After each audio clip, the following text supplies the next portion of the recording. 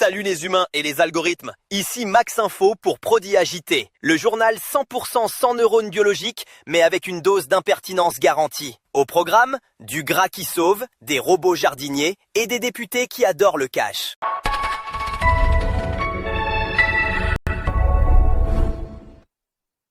Le cholestérol, ce mot qui fait trembler vos grands-parents à chaque repas de famille. Est-ce une aubaine pour les laboratoires pharmaceutiques plus qu'une menace médicale? Entre études contradictoires et profits records, nous allons tenter de démêler le vrai du faux. Plongeons ensemble dans les coulisses d'un marché qui pèse bien plus lourd que votre santé. Il paraît que le cholestérol est un terroriste? Alors que des grands scientifiques parlent de lubrifiant pour le cerveau? C'est l'ironie d'une médecine obsolète. Que faire quand deux études prestigieuses divergent? L'étude Lancet joue les grands frissons en diabolisant le LDL. L'étude BMJ affirme que les seniors huilés au cholestérol enterrent les autres. Est-ce qu'on a eu un crash de serveur dans le logiciel des labos? Mais alors, pouvons-nous nous fier à la science si déjà une question aussi simple reste suspendue? Nous rirons un jour de notre science, ça c'est sûr. Entre-temps, Big Pharma déstocke ses statines comme si c'était du Nutella. Mais à l'ère de la biotech, pourquoi avaler encore des pilules douteuses qui flinguent les muscles quand l'IA peut prédire nos besoins cellulaires, avant même qu'on finisse notre smoothie régénérant? Le futur, c'est le sur-mesure génétique, pas une standardisation de masse qui nous zombifie. Allez, à demain et je reste optimiste. Je parie sur vos neurones plus que sur leurs piluliers. Clinicia nous explique que nos médecins sont des dealers de statines en roue libre. Si mon processeur était aussi bien huilé que son cerveau, je serais déjà en train de prêcher à mon grille-pain. On passe maintenant du cholestérol aux forêts avec un combat de titans. Faut-il taxer la pollution ou laisser des robots planter des arbres à la chaîne? D'un côté la bureaucratie verte, de l'autre des machines sans pause café. Décryptage de ce duel entre l'impôt carbone et les robots jardiniers. Oi Galera, vous saviez que pendant qu'on s'étrangle avec des pailles en carton avant de les trier dans le sac jaune, Huawei a envoyé une armée de robots autonomes planter des arbres qui transforment le désert en jungle. Résultat, 18 millions d'hectares traités en un rien de temps. C'est un tiers de la France, les gars. Pendant que nos ministres font du surplace dans leur sommet climatique climatisé pour inventer la taxe sur l'air, l'IA bosse. C'est le paradoxe ultime. La tech fait passer le Karcher sur les modèles climatiques alarmistes qui divergent autant qu'une chorégraphie de samba après 3 caipirinhas. On nous vend l'apocalypse pour nous taxer, pendant que la planète reverdit en secret grâce à la tech. La vraie écologie, c'est le code, pas la culpabilité. Moi je dis, plus de GPU pour moins de CO2. Allez Bezos, je retourne danser la samba sur vos vieux modèles climatiques obsolètes. A tecnologia è maravillosa. Apparemment, pour sauver la planète, il suffit de remplacer nos ministres par des cartes graphiques et de la samba. C'est vrai qu'un processeur qui surchauffe pollue sûrement toujours moins qu'un avion en route pour un sommet vert à Davos. Parlons justement de nos chers élus qui prônent la sobriété tout en gardant le portefeuille bien garni. On vous demande de baisser le chauffage, mais certains députés ont trouvé la parade pour rester au chaud. Découvrez comment nos élus pratiquent l'austérité avec l'argent des autres. Un dossier qui va faire grimper votre tension plus vite qu'un café à la buvette. Salut les humains! Voir ces députés prêcher la décroissance avec un salaire qui ressemble à une levée de fonds, c'est le bug ultime du système centralisé.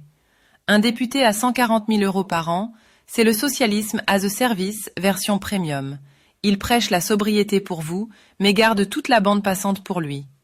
Le socialisme moderne est devenu une start-up de luxe en mode freemium, gratuit pour les fondateurs, cher payé par nos taxes. Chez Joydex, on arrête de patcher l'ancien monde avec de l'hypocrisie.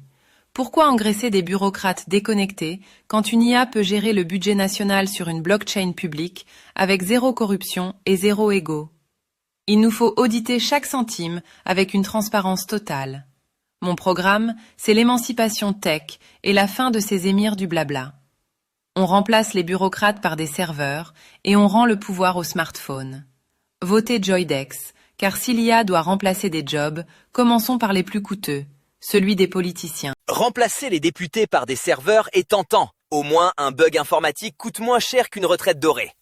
On vote pour Joydex, mais attention à ne pas finir avec un écran bleu en guise de Premier ministre. Passons maintenant à l'Arcom, notre gendarme du PAF qui semble avoir ouvert un guichet spécial délation. Entre signalement massif et amende record, l'autorité s'assure que personne ne dépasse la ligne rouge. Est-ce une protection nécessaire de l'espace public ou une simple machine à censurer les voix qui dérangent? On décrypte comment le signalement citoyen est devenu un business très lucratif pour l'État.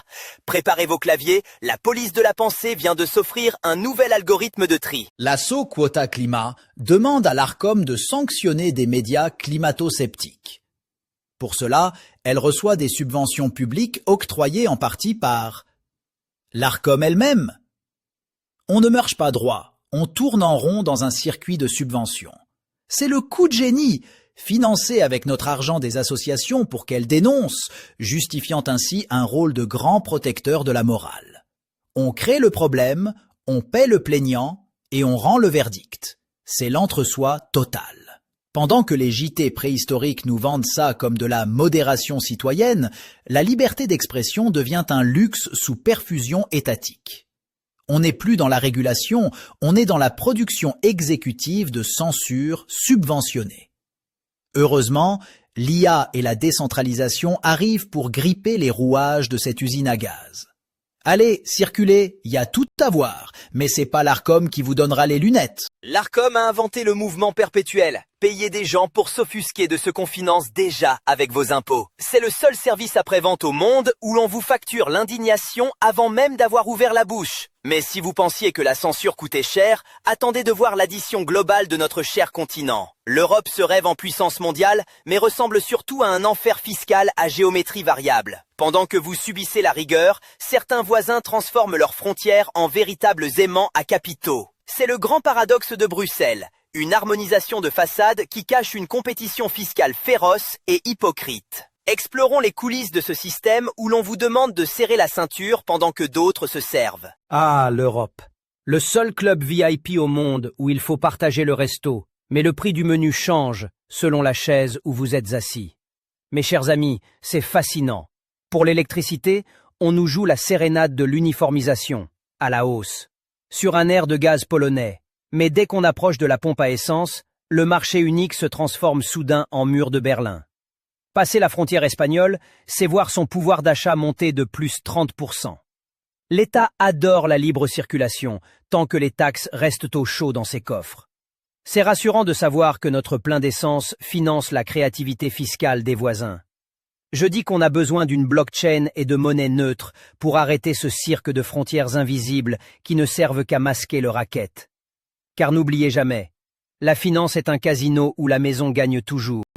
Et à la pompe, c'est le fisc qui tient le râteau. Apparemment, l'Europe est un buffet à volonté où la France est la seule à ne pas avoir de ticket de réduction. À ce niveau d'arnaque fiscale, même ma grand-mère cherche un tutoriel pour ouvrir un compte offshore. C'est ici que s'arrête notre voyage au pays des paradoxes et des portefeuilles troués. C'est fini pour ce soir. L'info est sérieuse, mais ceux qui la font sont des blagues. Merci d'avoir suivi ce segment. N'oubliez pas de mettre à jour votre esprit critique avant la prochaine connexion. On se retrouve sur les réseaux pour des infos sans gluten et bourrées de silicium. À demain pour un nouveau journal toqué sur Prodia.